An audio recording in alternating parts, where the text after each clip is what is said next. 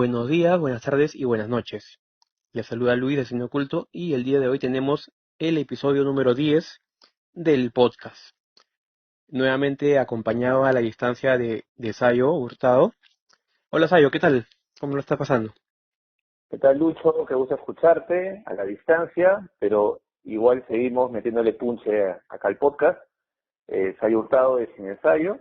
Gracias por la invitación. Y hoy día vamos a tener, pues, anticipándonos a lo que va a ser la Semana Santa, hablar de aquellas películas prohibidas, aquellas películas que tu abuelita y tu tía te dirán, no las veas.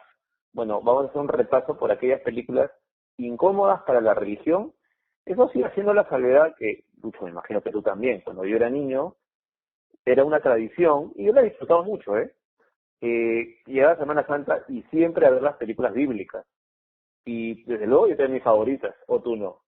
Ujú, exactamente, o sea, era obligatoriamente sentarse frente al televisor y ver las películas en familia, ¿no? Ver películas tipo Ben-Hur, Los Diez Mandamientos, Jesús de Nazaret. Ya era una tradición cada año ver ese tipo de películas. Y mentiría si te dijera que no las disfruté, ¿eh? Sí, de hecho, y justamente como mencionas, el día de hoy vamos a hablar de películas distintas a justamente esas películas a las que estamos acostumbrados. Vamos a hablar de películas prohibidas, polémicas, alrededor de la religión, esas películas que no son fáciles de ver, más aún si eres una persona muy creyente o muy fanática. Son esas películas que no podrías sentarte a ver con tu abuelito o tu mamá porque obviamente diría, no, hijo, no veas eso, ¿no? O sea, películas que han sido de repente eh, prohibidas en algunos países, incluso por el Vaticano, o sea, ese tipo de películas hoy día la vamos a mencionar.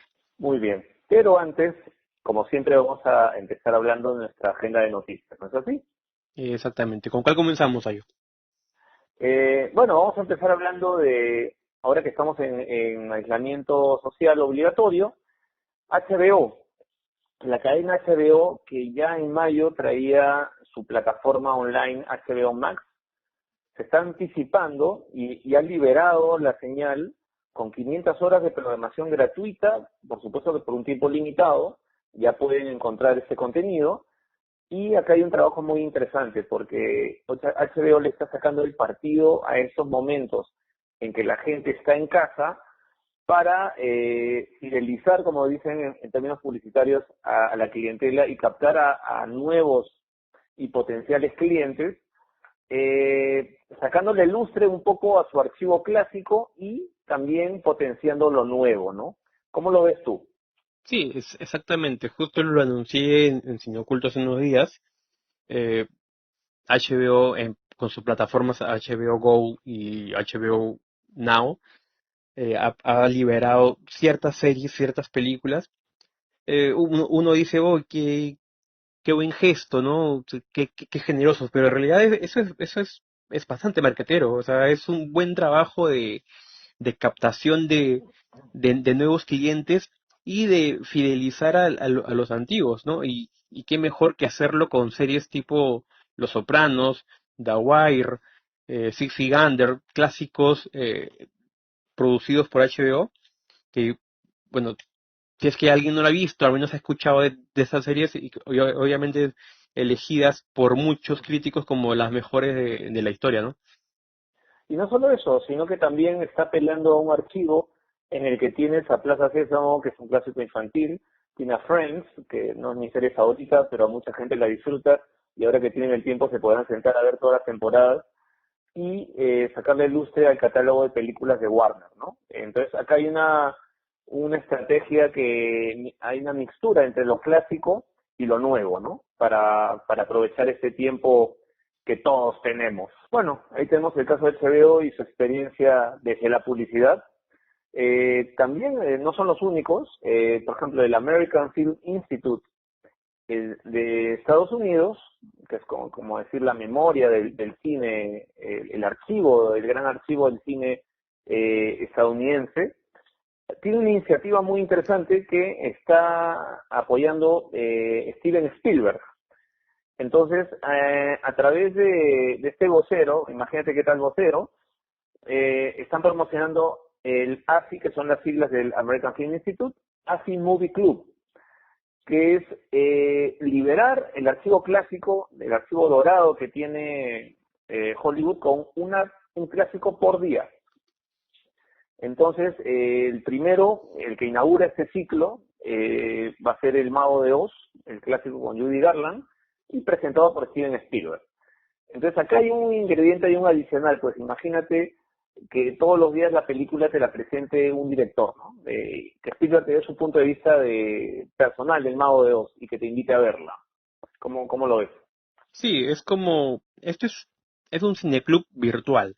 Entonces, y si los que nos escuchan saben lo que es un cineclub, entonces hay alguien que te va a presentar la película, te va a contar un poco de qué se trata y luego te va a invitar a verla.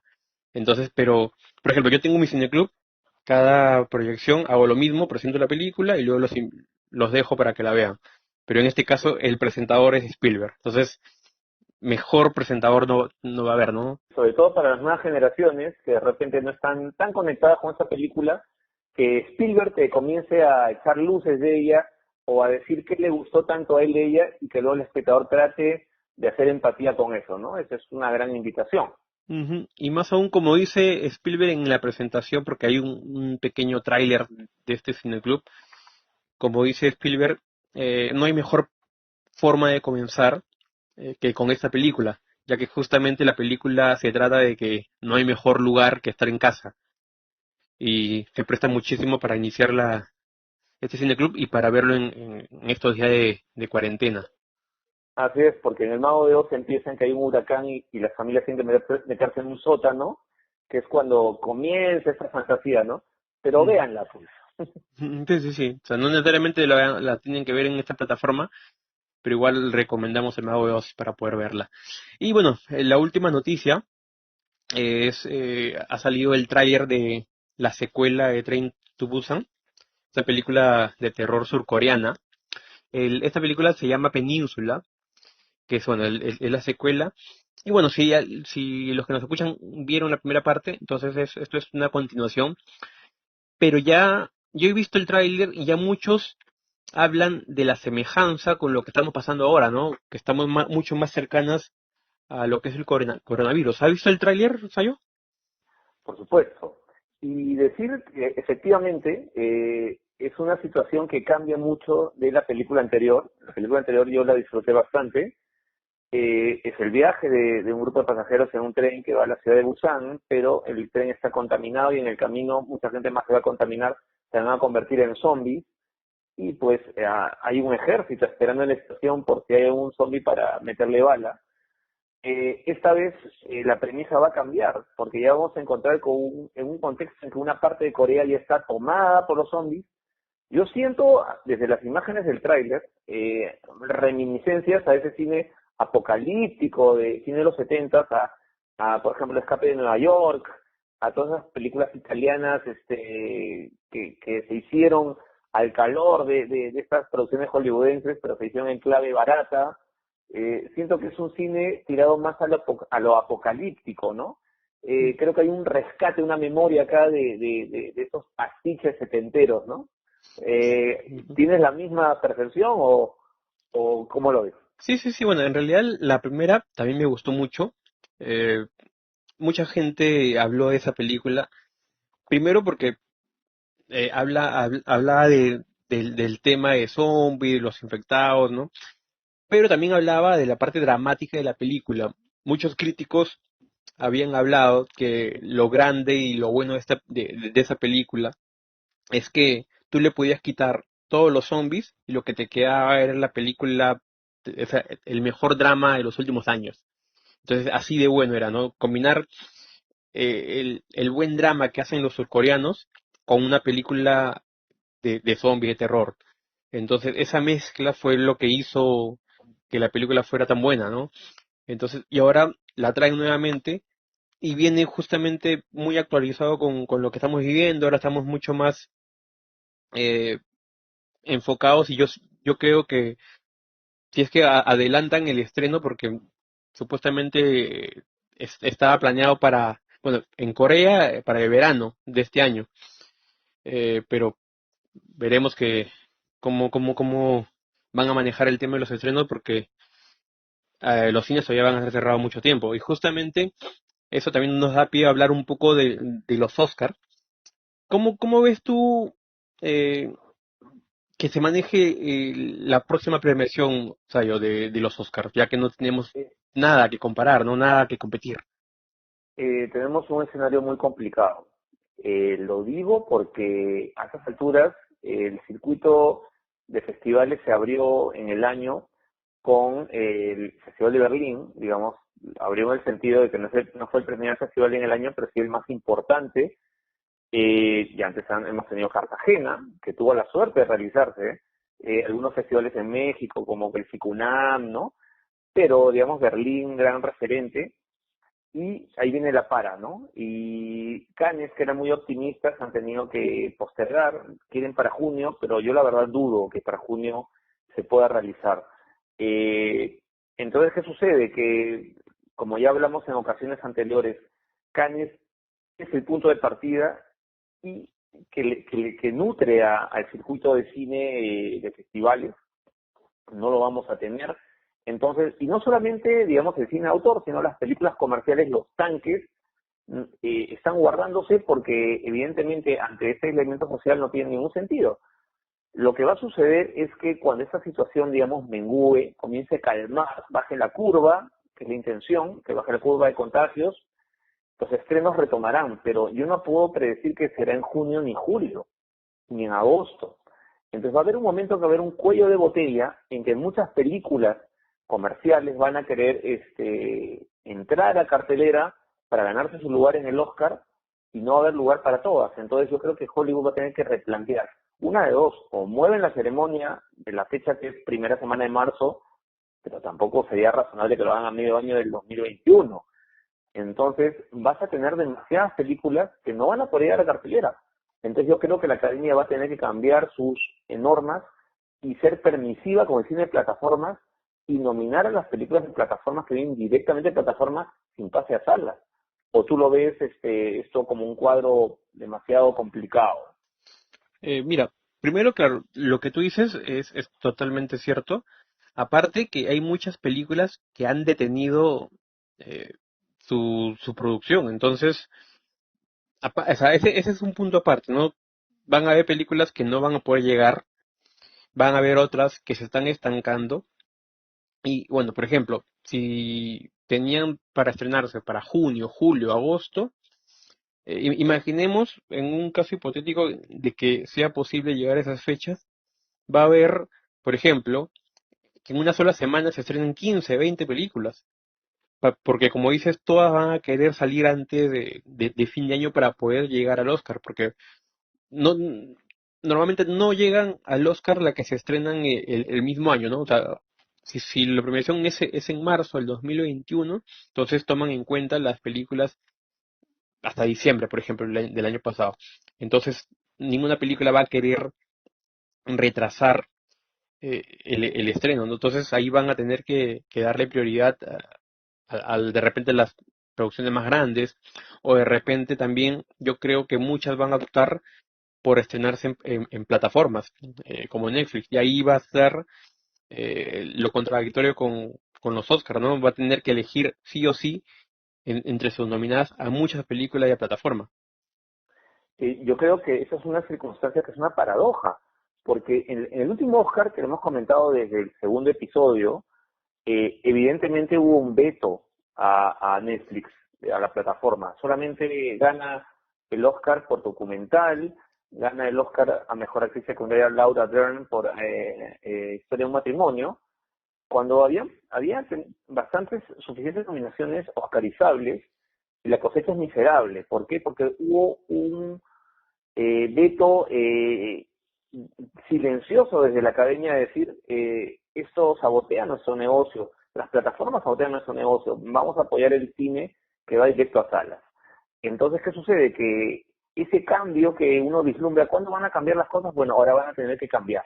Y bueno, creo que con eso ya podríamos terminar las noticias para dar pie al tema del día de hoy, que son las películas polémicas y prohibidas acerca de la religión. Entonces, Ayo, ¿con cuál podríamos comenzar? Sí, vamos a comenzar, pero dejando la salvedad de que este es un ranking del mal, ¿no? O sea, si lo escuchara mi abuelita y tu tía, nos dirían, ¿qué les paticicas? ¿Por qué son irrespetuosos? No, pero eso vamos a hacerlo no con intención de molestar a nadie, sino porque esas películas existen y los vamos a invitar a que las analicen y cada quien sacará su conclusión. Y vamos a empezar con el universo de Luis Buñuel, que ya lo hemos mencionado en otros rankings, el director español que se fue a radicar a México, uno de los padres del surrealismo, y que tiene una obra en la cual es reiterativo su fijación con los dogmas de la religión católica. Y lo más curioso, que Buñuel se definía a sí mismo como un católico, como un creyente, pero muchas de sus películas, gran parte de su obra, cuestionan a la religión católica. Tenemos el caso, por ejemplo, de Viridiana. Es una película que se rodó en España, él tuvo una etapa en España, una en México, pero en Viridiana él lleva a esta actriz, Silvia Pinal, que todos recuerdan, bellísima ella, la lleva a España es una monja que de repente va a la casa de un tío, de un pariente, que tiene un deseo oculto por ella, perverso, y al final el tío la droga, la quiere poseer y no lo hace, y termina suicidándose, y ella no sabe si ha sido poseída o no, se queda con la duda en la cabeza, y deja los hábitos, pues se siente impura y quiere hacer el bien, y trae grupos de vagabundos, de menesterosos, quiere hacer como que una colectividad cristiana, y ocurre todo lo contrario. Va a desatarse el mal y la perversión en todas sus formas.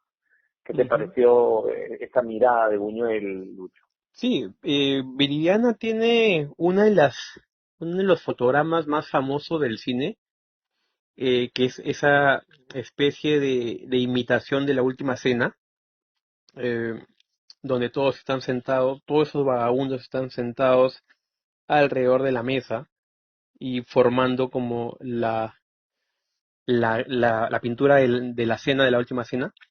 Entonces, sí, como bien dices, Buñuel se ha caracterizado no solamente con una película, sino con varias películas, como una especie de fijación hacia la Iglesia Católica o hacia la religión católica, para, como decimos vulgarmente, meterle su golpecito y su chiquita por algunas cosas que no le gustan, ¿no? Como esta película Viriana con Silvia Pinal del año 61, donde una novicia, ¿no?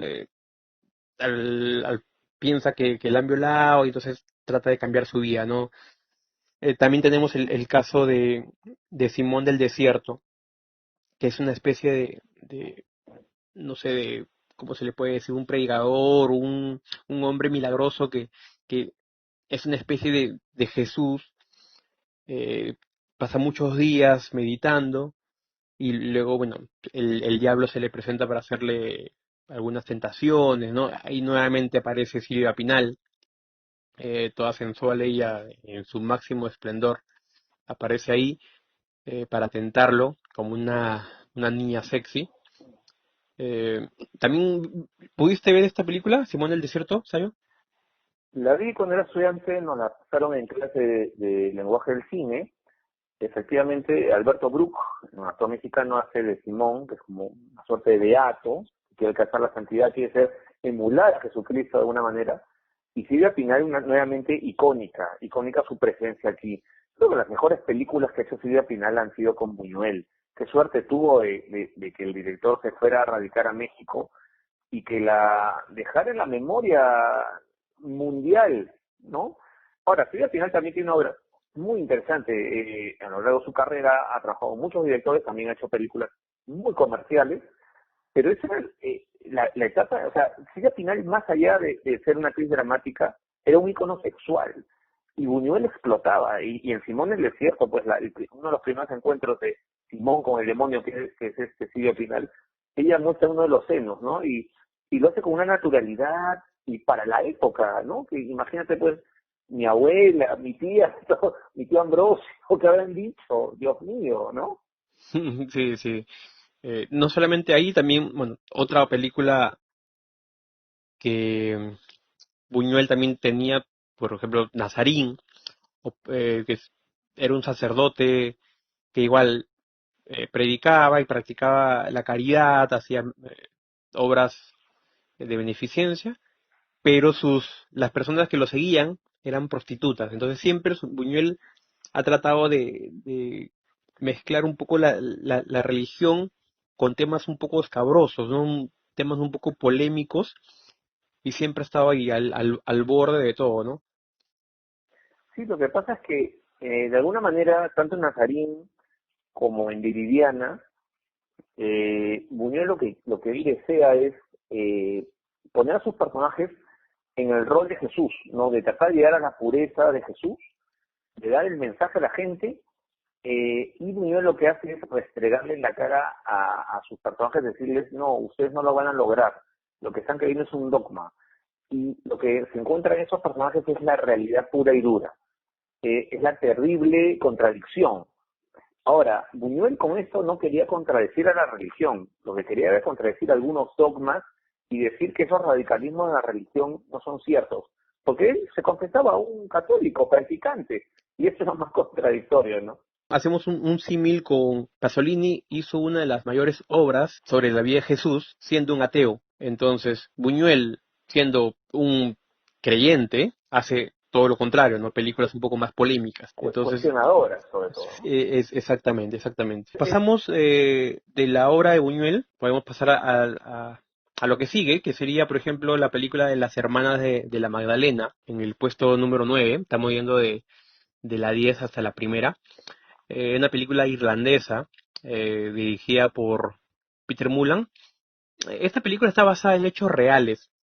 Eh, Cuenta la historia de que en los conventos de la Magdalena, eh, muchas familias enviaban a jovencitas de repente a que se puedan establecer, ya sea porque eran de repente irresponsables, de repente no le iba bien en la escuela y las mandaban ahí. Era como un reformatorio. O sea, las familias esperaban que estas jovencitas se enderecen, pero lo que no sabían es que las hermanas de este convento torturaban a estas jovencitas, las hacían trabajar todos los días, las hacían limpiar y les judicaban pecados a ellas. Por ejemplo, si eras, por ejemplo, no muy fea, era un pecado.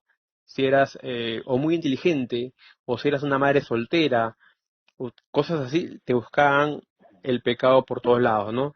Era, eh, y esta película habla justamente de tres jóvenes que fueron internadas en este convento en la década de los 60. Está basada en hechos reales. Este convento ya fue cerrado, pero bueno, el caso fue polémico porque las hermanas del convento abusaban de las jovencitas, ¿no? ¿Qué me cuentas de esta película, Sayo? Sí, es una película, como tú dices, hechos reales, película en Irlanda de los años 60, puede parecer ser medioevo, pero es real, y básicamente la labor de las religiosas era reformar psicológicamente y a la fuerza y con el castigo físico a esas jóvenes, que podían ser de repente una chica rebelde, como podía ser una prostituta, como podía ser una abortista. Entonces metían todo en un mismo saco y al mismo método, ¿no?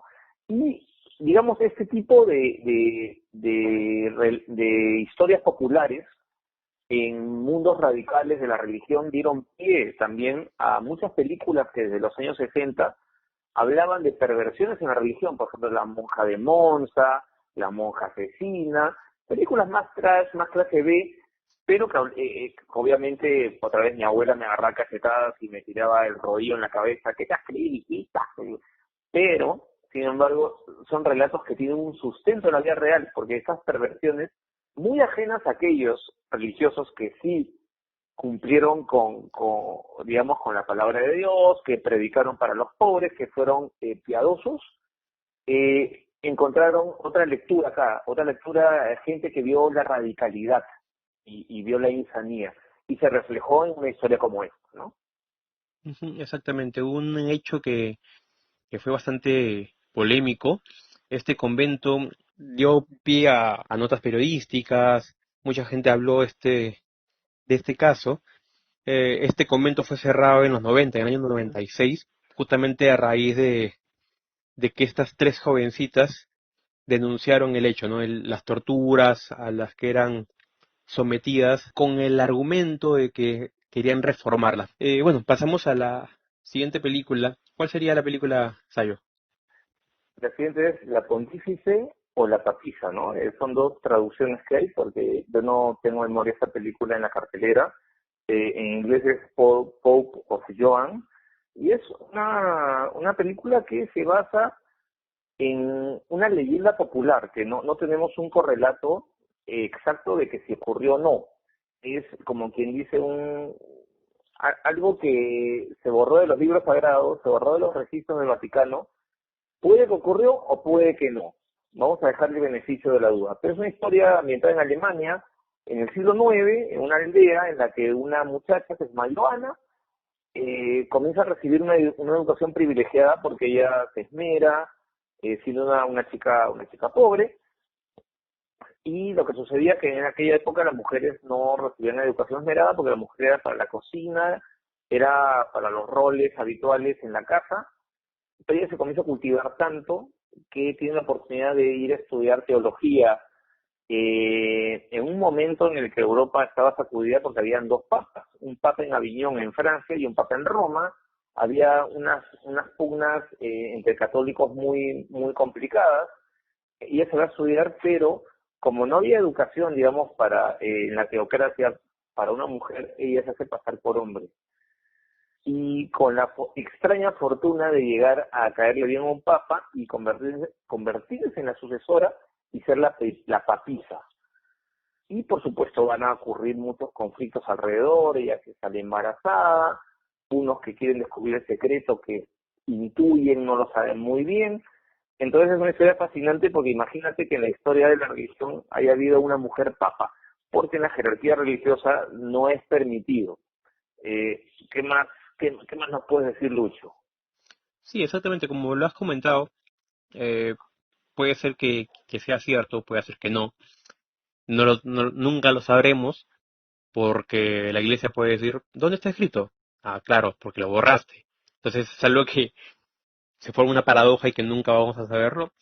Eh, pero ya queda en esta película, ya queda en los mitos urbanos de que esta mujer fue borrada de la historia de la Iglesia Católica por tratarse, primero, de una vergüenza, ¿no? Porque en el siglo IX no podía una mujer llegar a esa posición, ¿no? Y también se ha dicho, Ni en bueno, el siglo XX, ni en el siglo sí, XXI. claro, sí, sí, nunca, nunca todavía. Pero bueno, claro, ahora los hechos avalan justamente eh, que no existió, que es falso porque no está escrito, ¿no? Eh, de hecho, por eso hemos elegido esta película porque roza esa polémica, puede ser que sea cierto, ¿no? Pero igual, para alguien que la vea y diga, ¿cómo puede una mujer llegar a ser papá? Ok, entonces, justamente por eso es que hemos elegido.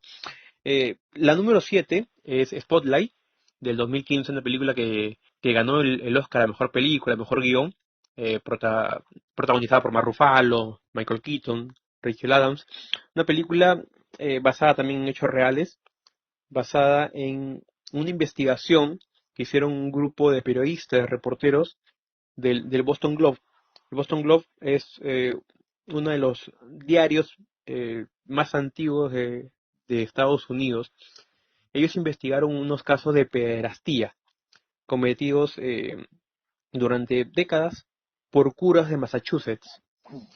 Eh, este caso fue tan fuerte que fue bastante polémico justamente en Massachusetts, y estos reporteros intentaron publicar esto, ¿no? Los casos de pederastías que estuvieron ocultos, estuvieron tapados, ¿no? Escondidos justamente por la Iglesia Católica. Cuéntame de Spotlight, Sayo. Bueno, en su momento fue toda una sorpresa. Las películas, desde luego, que más allá del tema religioso que está involucrado, es una película de investigación periodística, o sea, digamos, hay dos vertientes aquí, y muchos colegas me decían, oye, esta película es como una reminiscencia de Todos los hombres del presidente, con Dustin Hoffman y Robert Redford. Sí, de alguna manera tiene puentes con esa película, eh, pero también hay que decir que esta película fue raro que en el Oscar ganó mejor guión, totalmente de acuerdo con la decisión, y es uno de los pocos casos en la historia del Oscar que una película que solamente gana guión, gana mejor película, y no gane mejor dirección o se acapare Oscars más importantes. Y fue un tema raro porque yo creo que la película a mí me agrada mucho, me gusta cómo entran en el tema de toda esta cuestión, estos actos criminales, esta posición de poder de algunos religiosos, de por el hecho de ser vistos como hombres santos, abusan de niños y niñas, eh, abrirle los ojos a la comunidad. Todo el tiempo ocurrió, no querían verlo, lo minimizaron, nosotros lo vamos a exponer en una investigación periodística. Un tema incómodo. Y la diócesis estadounidense se vio muy implicada y fue muy encubierta por algunos sectores del clero.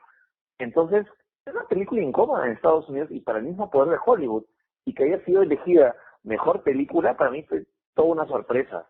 Ujú. Eso no pasa todos los días. Sí, O exactamente, exactamente. Sí, como bien dices, fue raro que una película tan polémica pueda llegar al Oscar, ¿no? Porque normalmente, al menos en los últimos años, hemos visto que el Oscar es bastante políticamente correcto. Entonces, acá como que se contradijo un poco al elegir esta película como mejor película. Sí, a mucha gente le sorprendió, pero muy bien, muy merecido, al menos con las que estaban nominadas, porque como bien comentas, es una película bastante agradable, que no, no le queda corto esta película, es decir, no arriesgan mucho en esta película. Hay películas que hablan sobre esos temas, pero lo tocan muy levemente y no se meten a fondo, justamente por los temas polémicos, porque no quieren de repente que en algún lado la prohíban, que sea muy polémica, entonces por eso es que hay películas que tocan estos temas muy, muy levemente. Ya vemos el caso de Los dos papas, producción de Netflix, y tocan el tema de la pederastía en sacerdotes, pero les parece que le pasan la brocha por encima y no pasó nada. En cambio, en esta película, Spotlight, sí se meten a fondo, ¿no? Arriesgan bastante y eso justamente por eso es que sorprende que ganar el Oscar y bueno, por eso también le hemos incluido en esta lista. ¿Cuál sería, Sayo, la siguiente película en la lista? tenemos El nombre de la rosa, la novela célebre de Humberto Eco del año 80. El año 86 vino la adaptación a cargo de un cineasta francés, Jean-Jacques Annaud, que era un director que había ganado el Oscar por mejor película extranjera por la Guerra del Fuego. ¿La recuerdan? La película sobre los cromañones y neandertales, cuando van descubriendo el fuego como herramienta, dio todo un tratado antropológico, y luego nuestro amigo Jean-Jacques Sanot agarró el nombre de la rosa, la novela de Humberto Eco, pero con una particularidad que ocurre en la Edad Media, ¿no? Es un caso en el que ocurre un asesinato en un convento. Entonces, es enviado un franciscano, que era una orden que hasta hace poco, en aquella época era mal vista. El franciscano era un hombre más cercano al pueblo, más cristiano en ese sentido, no como aquellos religiosos que se codeaban con la aristocracia. Entonces, el franciscano, que es Guillermo de Baskerville, interpretado por Sean Connery, y que es una suerte de detective, detective porque tiene que enfrentar un caso policial. Y ese enfoque de lo policial viene más en la adaptación que en el libro mismo. En el libro mismo es una suerte de confrontación de los dogmas religiosos, de las cúpulas políticas que dominan a la religión, pero la adaptación en cine se fue más por lo policíaco, por lo detectivesco, y por eso digo, es una suerte de Sherlock Holmes, el personaje de Sean Connery, y su padawan o su Watson era Atzo de Milk, que es Christian Slater, muy joven él. Entonces entran a este apasionante mundo en el que el conocimiento está atrapado en los claustros de la Edad Media, de los monjes, a descubrir cosas realmente retorcidas y terribles, ¿no? Lucho, tú de repente, no sé si leíste el libro, pero cuando viste la película, ¿qué impresión te quedó? Sí, el libro lo leí hace muchos, muchos años. Mi hermano lo tenía, me lo prestó y lo leí. Eh, como bien dices, el libro y la película tienen mucha diferencia. La película estuvo más enfocada a la parte detectivesca. Eh, Sean Connery es una especie de Sherlock Holmes que investiga unos asesinatos, que justamente por eso lo mandan a llamar, ¿no? Unos asesinatos de unos monjes, y en plena investigación comienzan a salir, a destaparse oscuros secretos misteriosos, que justamente eso es lo que encierra toda la película, ¿no? De ahí se van a enterar muchas cosas. Hay temas incluso de sexo. Yo recuerdo que leí alguna vez que la obra también causó bastante polémica. La película no tanto, pero yo creo que arrastró la polémica de la novela. Sí, y además fue que por el casting que tenías, que Sean Connery lo encabezaba, y su oponente era digamos, el cura maligno, el inquisidor, que es Bernardo Guy, interpretado por F. Murray Abraham, el rival de Mozart en la película que todos ustedes recuerdan, en Amadeus. Y sin embargo, esta era una producción alemana, una Ujú. coproducción Alemania, Italia, Francia, no era algo hollywoodense, y digamos eso le quitó algo de repercusión de cara al Oscar porque no llegó hasta ahí. Fue una película que ahora es comentada y por lo menos que es una obra literaria tan leída, pero sin embargo, a pesar del casting extraordinario que tenía, se quedó un poquito enterrada y más bien ha sido rescatada por el club, por los clubes de lectores. Ujú. Yo recuerdo hace unos años, antes de crear Cine Oculto, recuerdo que leí, bueno, leí el libro y me puse a investigar, ya había internet, y averigüé que la película había sido proyectada en España, o no recuerdo qué país europeo, transmitida, perdón, por televisión, y hubo manifestantes en la puerta del canal para prohibir la transmisión de esta película, siendo una película que no es tan polémica, o sea, no es tan de repente evidente, o de repente no tiene cosas tan asquerosas como las películas que ya vienen, ¿no? Que son las cinco primeras. Y a pesar de No, eso, a pesar de eso, es- hubo muchos manifestantes para prohibir la transmisión de esta película. ¿Cuál sería, Sayo, la siguiente película en la lista? tenemos El nombre de la rosa, la novela célebre de Humberto Eco del año 80. El año 86 vino la adaptación a cargo de un cineasta francés, Jean-Jacques Annaud, que era un director que había ganado el Oscar por mejor película extranjera por la Guerra del Fuego. ¿La recuerdan? La película sobre los cromañones y neandertales, cuando van descubriendo el fuego como herramienta, dio todo un tratado antropológico, y luego nuestro amigo Jean-Jacques Sanot agarró el nombre de la rosa, la novela de Humberto Eco, pero con una particularidad que ocurre en la Edad Media, ¿no? Es un caso en el que ocurre un asesinato en un convento.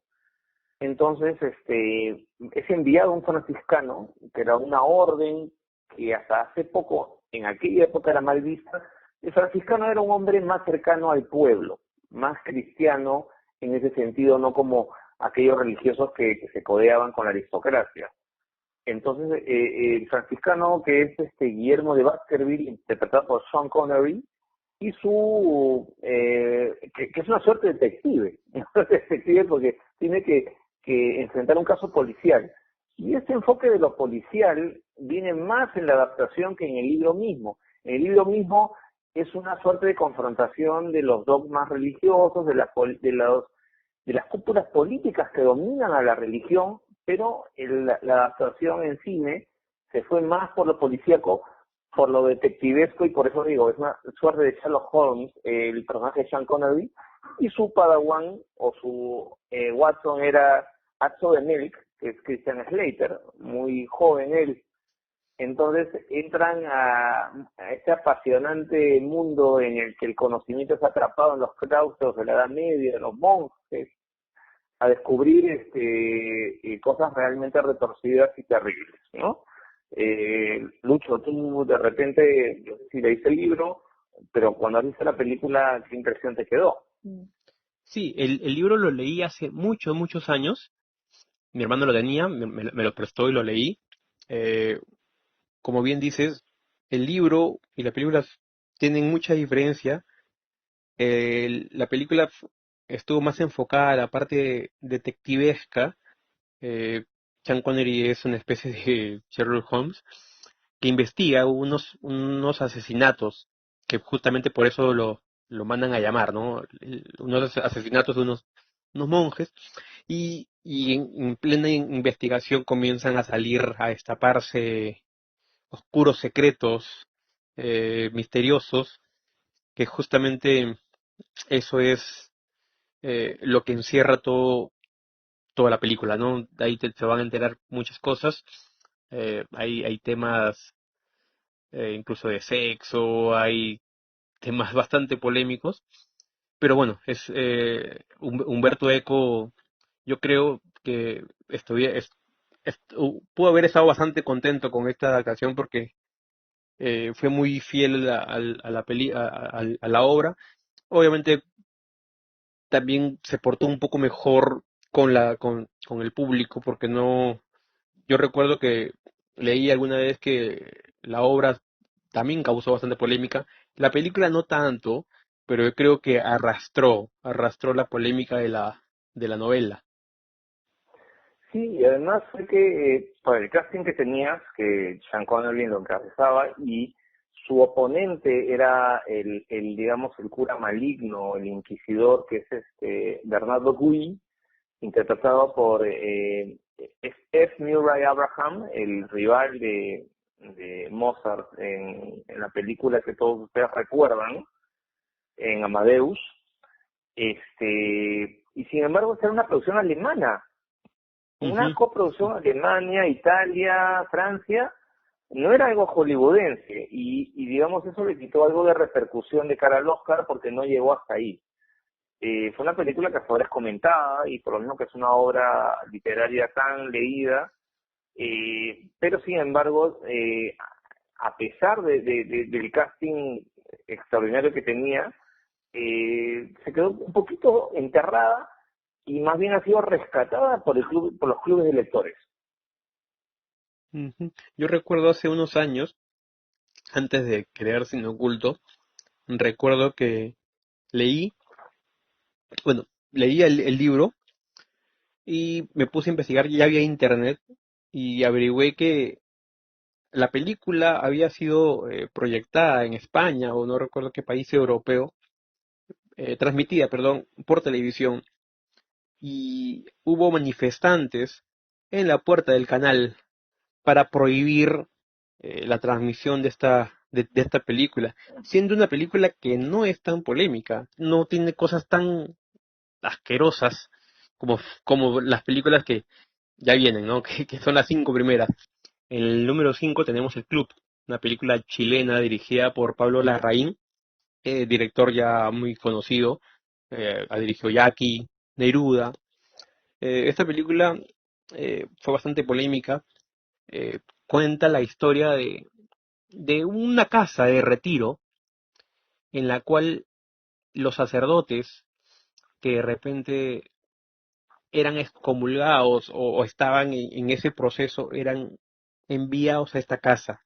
¿Para qué? Para que de repente desaparezcan un tiempo, eh, la gente se olvide de ellos, de las acusaciones, y bueno, y y con el tiempo puedan volver, ¿no? A seguir trabajando. Entonces eran cuatro sacerdotes que convivían aquí, eran cuidados obviamente bajo la mirada de unos cuidadores y obviamente eran enviados para purgar los pecados, ¿no? Hacer penitencia y todo. En una casa tranquila, con una vida rutinaria y la intención era obviamente que dejen esos pecados, es decir, no te envío a la cárcel por ser pedófilo o no te envío a la cárcel por haberte robado el dinero de la iglesia, pero te envío acá, al club. Cuéntame algo de esta película, ¿pudiste verla? Sí, la vi en el Festival de Lima, Pablo Larraín, ya un cineasta chileno, del cual casi toda su obra se ha visto en el festival, y alguna que otra película estrenada en cartelera. Tuvo No, con Gael García, nominada al Oscar a Mejor Película Extranjera alguna vez, y el club, que estuvo nominada al Globo de Oro.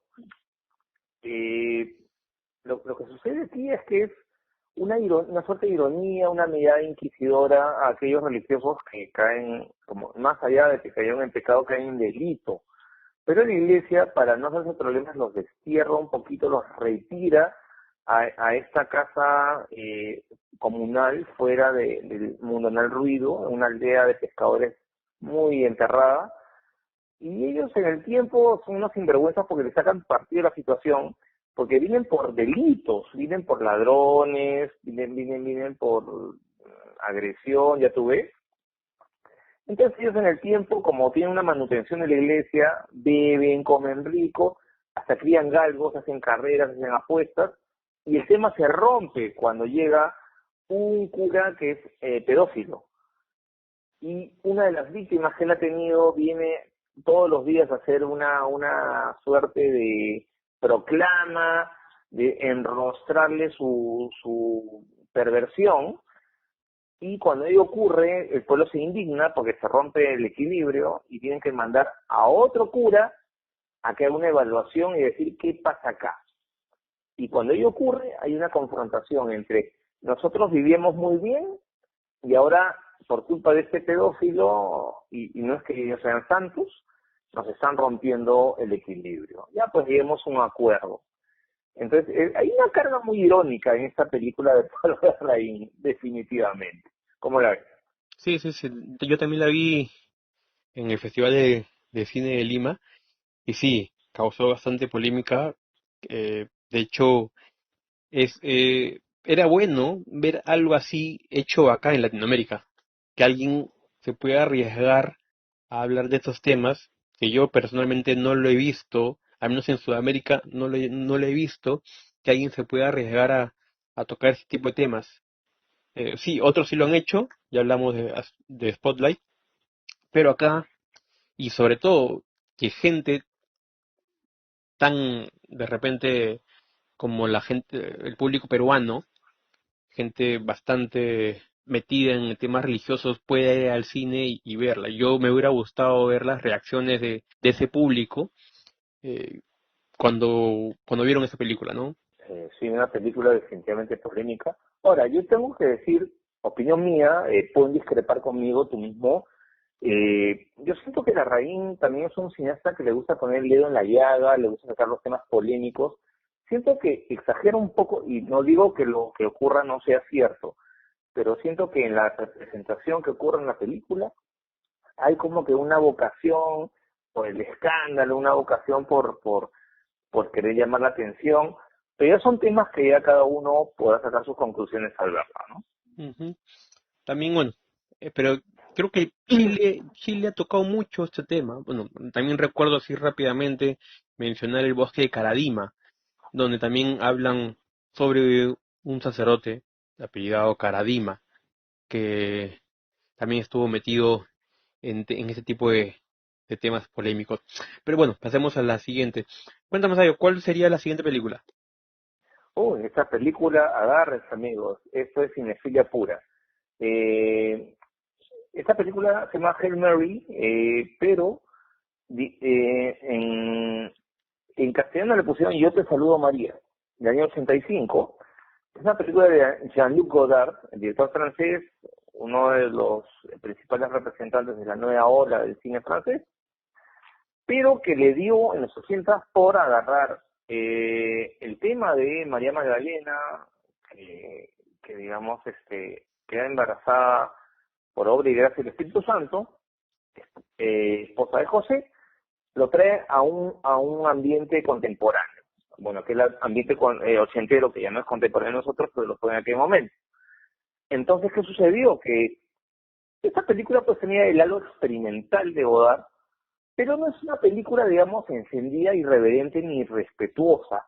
Es una película que lo que trata de decir en pocas palabras, hay una mujer que se llama María, que trabaja en una gasolinera con su familia y tiene un novio que se llama José, que es taxista, pero no tienen sexo, y ella repentinamente queda embarazada.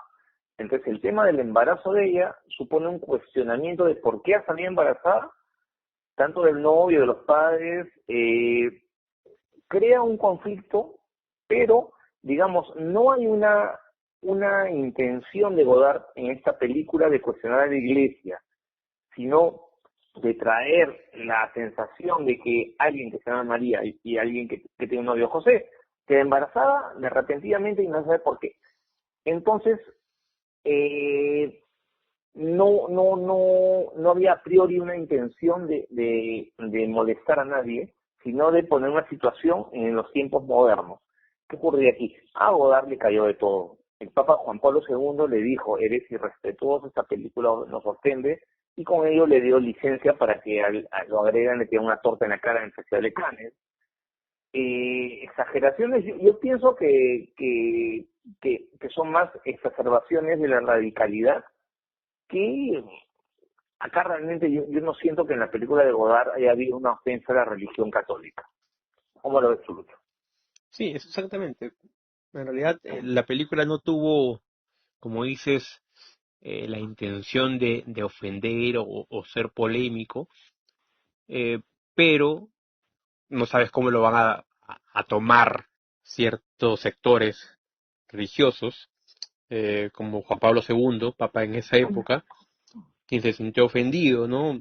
Manifestó que esta película hería profundamente los sentimientos religiosos de los creyentes. Es decir, no puedes hablar de una mujer virgen, de un nacimiento virginal, porque esto es un tema muy delicado. Es decir, es algo como que con eso no se juega, ¿no?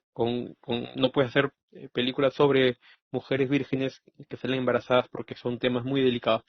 Y obviamente, cuando Juan Pablo II criticó, le dio el pie a que todo el mundo se le vaya encima a Godard. Y cosa curiosa, porque te digo, no quiero ofender a nadie, son visiones, el Papa no necesariamente sabe cine, sabe mucho de teología, definitivamente, pero cuando se hizo La Pasión de Cristo, que fue una película tan radical, tan ultra, tan exacerbada violencia, una película que invitaba a la venganza prácticamente, y Monseñor Cipriani, ¿qué dijo? Esta película refleja los valores cristianos, que esa tortura incesante que era superior a las películas de zombies en violencia. Bueno, digamos que, discúlpenme, pero sí vamos a discrepar, ¿no? Ujú. Una película que roza el gore. Y bueno, y como me comentaste lo del tortazo en la cara a Godard en Cannes, eso fue bastante curioso, fue una anécdota. Noel Godin fue el que le tiró la cara, la torta en la cara. Es un crítico y activista belga, y que está acostumbrado a hacer ese tipo de cosas, que obviamente cuando Juan Pablo II criticó a Godard, el otro, Noel Godin, se sintió con la autoridad para hacer eso. Pero él ya lo ha hecho muchas veces. También, bueno, es muy famoso el tortazo que le tiró a Bill Gates cuando él estuvo por allá por Europa. Entonces, incluso creo que hay fotos o videos de esa escena, ¿no? Sí, pues, y no solamente ofendió a él, sino ofendió a muchos religiosos. Los católicos protestaron en las puertas de los cines para que no se pueda estrenar esa película. Incluso llegó hasta Sudamérica esas prohibiciones. Y, En Argentina y estuvo prohibida, por ejemplo. en Perú no se estrenó, porque esta película yo la vi en el Cinematógrafo de Barranco, la he visto ya, digamos, Dios mío, 2007, 2008, pero nunca se estrenó. Y en España movilizaron, digamos, España que para el año que se hizo la película, el año 85, ¿cuánto tiempo había salido la dictadura de Franco, del 81? Y todavía con un intento de golpe militar, y para el año 85 las juventudes cristianas movilizaron a sus gentes más radicales para impedir el acceso a los cines, incluso hubo una bomba molotov, o sea, para que vean, y solamente les estoy hablando de España, digamos, en los tiempos modernos, ¿cómo podemos tolerar y conciliar eso? No hay ninguna manera de tolerarlo. Ujú, exactamente, exactamente. Bueno, pasamos ya a la tercera película. Aquí tenemos un clásico de la comedia, que es La vida de Brian, del año 79, dirigida por Terry Jones, que justo lo mencionamos hace unos episodios, falleció recientemente. Esta película viene a cargo de Monty Python, este grupo cómico inglés, bueno, conformado por grandes nombres como bueno, Terry Gilliam, Graham Chapman, eh, y ellos, entre sus tantas películas, tantas grandes obras, hicieron La vida de Brian, que cuenta la vida de un judío que justamente nace el 25 de diciembre, el mismo día que Jesús nació. Incluso nació al costado de él, ¿no? Jesús nació en Belén, en un pesebre, y al costadito también nacía Brian. Y obviamente al crecer mucha gente lo confundía, ¿no? Pensaban que él era el Mesías, que él era Jesucristo el Salvador, y le pedían milagros, le pedían que haga sus charlas que Jesús con las que caracterizaba a Jesús. Entonces fue bastante polémico justamente porque se burla un poco de este tema, ¿no? Fue una película que también causó bastante escándalo, pero a los Monty Python este escándalo les sirvió muchísimo para aumentar la taquilla, a pesar de que estuvo prohibido en varios países de Europa como Noruega, Irlanda, incluso estuvo clasificación R, que es para mayores de 17 años. ¿Qué opinas tú de la vida de Brian Sayo? Bueno, tercera película de los Monty Python, porque alguien me dijo, no es Python con F, es Python, ya, ok, ya lo dije bien. Entonces, es el delirio absoluto. Delirio absoluto, y digamos, alguien que sea muy religioso no tiene por qué sentirse ofendido porque esa es una humorada, es una broma, es una manera de que, oye, estoy alucinando algo que definitivamente no es cierto, pero no ir más allá. Entonces, vamos a tomarlo con humor, porque con humor hay que tomar todas las cosas, hasta la cuarentena que estamos viviendo. Entonces, la vida de Brian es definitivamente la ironía del tipo que no es Jesucristo, pero que piensan que lo es, y que las circunstancias lo llevan a que la gente piense que él es el Mesías, es el elegido, y que incluso tiene un encuentro extraterrestre. Esto ya pues es la locura máxima, y esto no es una falta de respeto a la religión católica, sino simplemente es una elucubración, es digamos, un escape que esta gente, estos ingleses del Monty Python se les ocurrió para graficar, no con falta de respeto, sino con humor, las posibilidades que tenemos de pensar de qué hubiera pasado si el Mesías viene realmente y es confundido. Entonces, en ese sentido yo creo que acá todos nos tenemos que reír. Ujú. O sea, tiene escenas grandiosas, ¿no? O sea, no solamente con Brian, sino lo que pasa a su alrededor, porque se encuentra con varios personajes de la vida de Jesús, incluso llega hasta las escenas de la crucifixión, entonces pasa por todo lo que Jesús pasó, pero es porque obviamente lo confunden con Jesús. Entonces, para alguien que puede reírse, esto es graciosísimo, pero hubo mucha gente que en esa época se ofendió, ¿no? ¿Cómo vas a confundirlo? ¿Cómo vas a confundir a Brian con Jesús, ¿no? Incluso hay hasta memes que el 25 de diciembre de cada año siempre sale la imagen de Brian y saludándolo, ¿no? saludemos al que nació, ¿no? Para salvarnos y pone la imagen de él. O sea, siempre ha sido, o sea, gracioso, pero bueno, por esa época mucha gente no le pareció gracioso.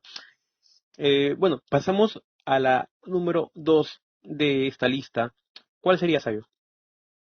Es Daredevil, una película del año 71 de Ken Russell. Ken Russell es un director inglés muy loco, muy freak, un freak de la época, cuando no existía el término freak en aquella época. Él fue el que hizo la película Tommy, la ópera rock con la banda The Who, que se llamó Tommy, y alguna vez también una película como Estados Alterados, de un hombre que se mete un tanque de agua y se convierte en un pitecantropus, un buajajaja. Entonces, Carlos es un director curioso, iconoclasta y respetuoso, que sus películas tienden siempre a ser una farsa, son farsescas, y también tienden a ser como una alegoría de los circos. Y esta película no fue la excepción. En la Russell tenemos a Oliver Reed, que es un actor inglés extraordinario, que encarna a un clérigo que en la Edad Media en Francia es acusado de herejía por una monja que emocionalmente está distorsionada definitivamente. La interpreta Vanessa Redgrave, que también es una actriz inglesa de carácter. Entonces, ¿qué sucede? Que cuando las autoridades, y en plena pugna que hay entre protestantes y católicos, van a ver qué sucede aquí y qué descubren. Descubren un carnaval, definitivamente un carnaval de sexo, de sodomía, de contrapunto con la iglesia. Han inventado una nueva autoridad, una nueva manera de ver las cosas bajo el sesgo de la religión, pero que es perverso absolutamente.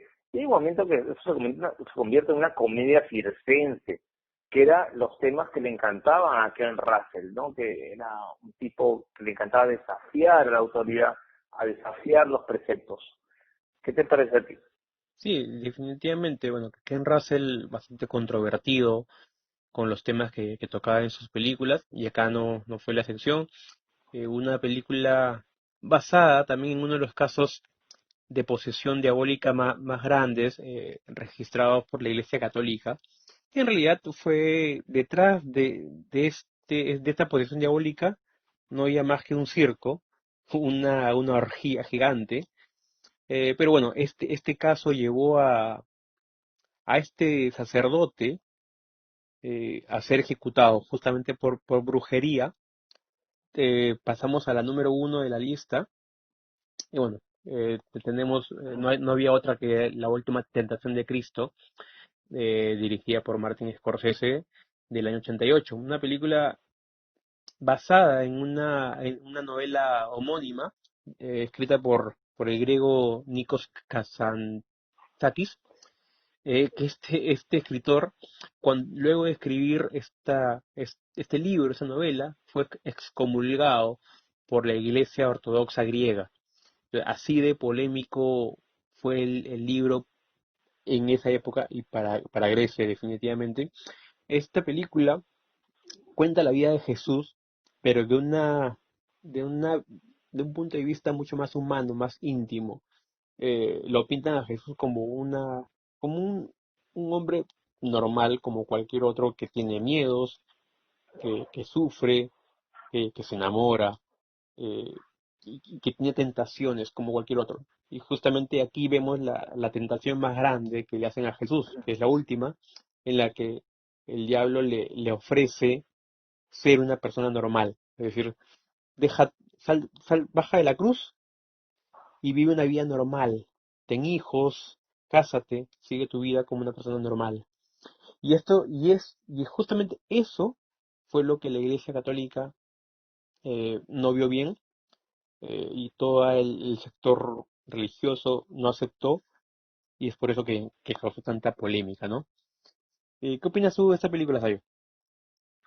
Bueno, es lo contradictorio, porque esa película fue prohibida en el año 88 y la Junta, el gobierno aprista de aquella época, la encarceló el presidente, y el gobierno aprista lo que dijo, no, vamos a buscar el horario apropiado.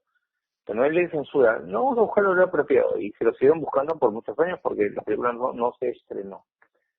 Entonces, lo que sucedió fue que la película estuvo en lista de espera y recién se estrenó en salas el año 97, imagínate tú.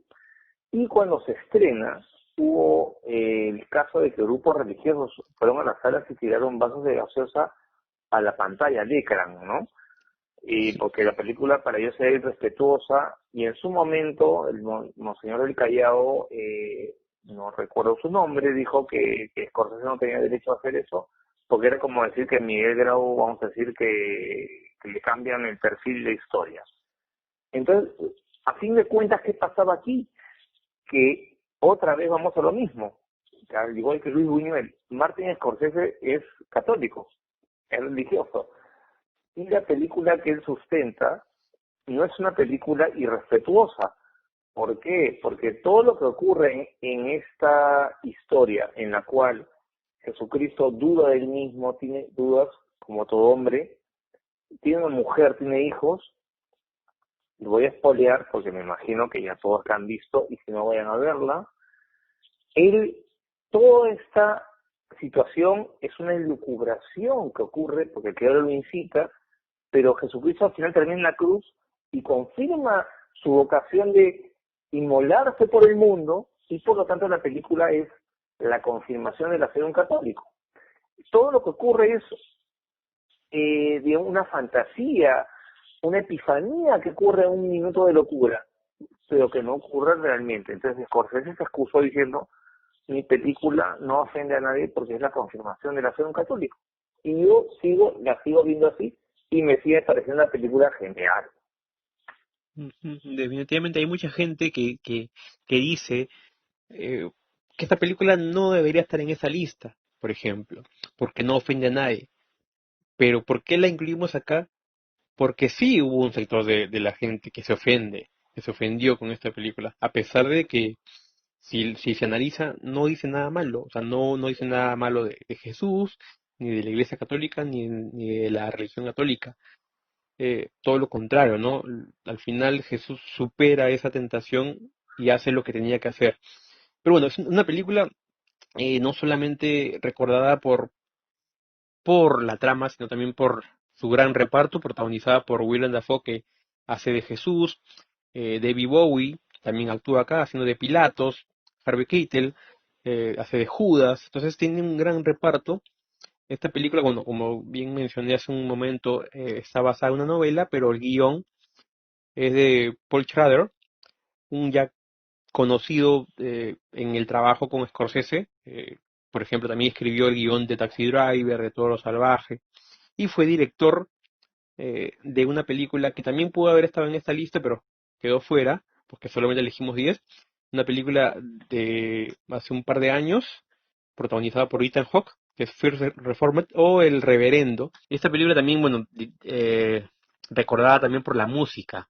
Peter Gabriel, recordado por Genesis, también estuvo metido en esta película, haciendo la música. Entonces fue una película redonda que tranquilamente pudo haber competido en cualquier festival, pero por la polémica que arrastró, lamentablemente no llegó a nada, no tuvo mucha trascendencia en lo que era premiaciones, al menos en Oscar.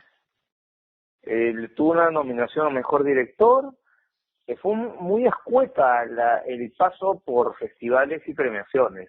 Y fue por un escrúpulo religioso, yo lo pienso. Fue por un tema de no nos ganemos problemas con la iglesia. Bueno, ya con esta película ya hemos terminado, tenemos un bonus track.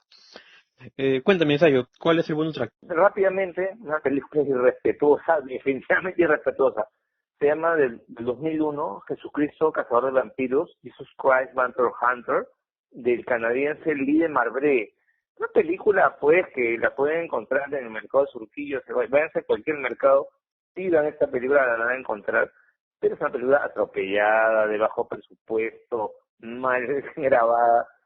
Pero Lee de Marbre tuvo una visión en la cual Jesucristo vuelve a la tierra a salvar al mundo de un complot de vampiros y lesbianas, porque digamos que hay como una mirada contra la, la ortodoxia, y María Magdalena San Mary Magnum, que es una chica muy, muy hermosa y vestida con cosas muy apretadas, que sabe Kung Fu, y viene el santo de México, que es más Santos, porque es un tema de derechos de autor, no pueden decirle santo, y los tres pelean con Kung Fu, con artes marciales, contra estas entidades malignas que quieren invadir el mundo. Película definitivamente paródica y delirante. ¿Cómo la Sí, viste tú?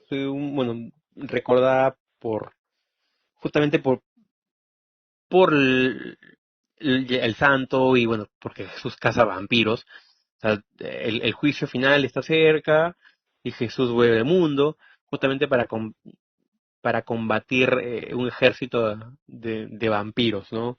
Es un clásico de la serie B que le hemos puesto como bonus track porque de hecho también podría haber entrado acá, pero es una película bastante cómica, de muy bajo presupuesto, una obra bastante mala, pero de esas películas que terminan siendo buenas y divertidas. Y creo que con eso ya hemos acabado, ya tenemos las 10 películas y el bonus track para que puedan ver o para que no puedan ver en Semana Santa o verla escondidas o verla solos. Acá tienen las 10 películas para no ver en Semana Santa. ¿Qué opinas de la lista, Sabio? ¿Quedaste contento? Hubiera querido incluir algunas más, pero siempre el gusto de ustedes está ante todo. Ustedes nos han escrito, nos han pedido esas películas, hemos comentado esas películas y con Lucho hemos hecho un esfuerzo por armar este ranking. Así que por ustedes estamos acá, a la distancia, haciendo esfuerzos tecnológicos para siempre seguir. Estamos en el segundo puesto en Spotify, queremos dar el primero. Por favor, ayúdenos a llegar el primero. Depende de ustedes. Sí, sí, definitivamente es un gran esfuerzo poder elegir solamente 10 películas. Nos gustaría poder elegir muchas más, pero ya se alargaría mucho más el podcast. Esperen que la próxima semana también se viene un gran episodio. Estén muy atentos. Recuerden que pueden escucharnos en Spotify, Evox, Apple Podcast y hasta en YouTube también. Así que muchas gracias por habernos escuchado. Muchas gracias, Sayo, nuevamente por acompañarme como todas las semanas. No, Lucho, gracias a Sin Oculto, que es la página más vista del Perú, y el aliado que soy yo, que soy Sin Ensayo. O sea, así que gracias a ustedes, síganos buscando, por favor. Sí, muchas gracias a todos y ya nos vemos la próxima semana. Chao.